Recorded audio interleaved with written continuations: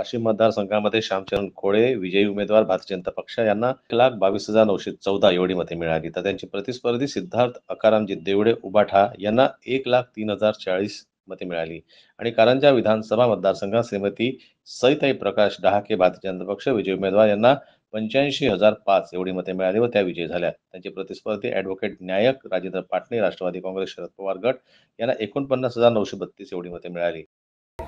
माझ्या विजयाचे कारण म्हणजे कारंजा मानोरा मतदारसंघातील सर्वसामान्य जनता माझ्या पाठीशी राहिली आणि भरपूर मला सहकार्य केलं, भरपूर प्राधान्य दिलं. त्यामुळे माझा विजय झाला आणि महायुती सरकार म्हणजे भारतीय जनता पक्ष असा पक्ष आहे की हा एकच पक्ष असा आहे की यांनी महिलांचा सन्मान केला.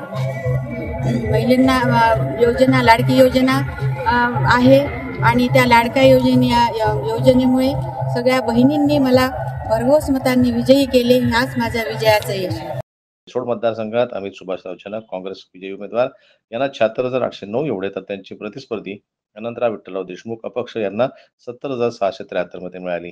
कारंजामध्ये सईताई डहाके यांनी दिग्गज माजी आमदार यांच्या 3 पुत्रांचा पराभव करून आपला विजय खेचून आणला. त्या मूळ राष्ट्रवादी काँग्रेस पक्षाच्या होत्या, पण त्यांनी वेळेवर भारतीय जनता पक्षामध्ये प्रवेश करून उमेदवारी मिळवली व पहिल्याच प्रयत्नात विजय झाल्या. डहाके ह्या माजी आमदार प्रकाशदादा डहाके यांच्या पत्नी असून ते विदर्भ वैधानिक महामंडळाचे अध्यक्ष होते. राष्ट्रवादी काँग्रेसचे मंत्री दिलीप वळसे पाटील हे स्वर्गीय प्रकाशदादा यांचे जावई आहेत. सईताई डहाके यांची कारंजा नगरीत विजय मिरवणूक मोठ्या उत्साहात काढण्यात आली. जन्मतला न्यूज करता वाशिम जिल्हा प्रतिनिधी ज्ञानेश्वर वरगट यांची रिपोर्ट.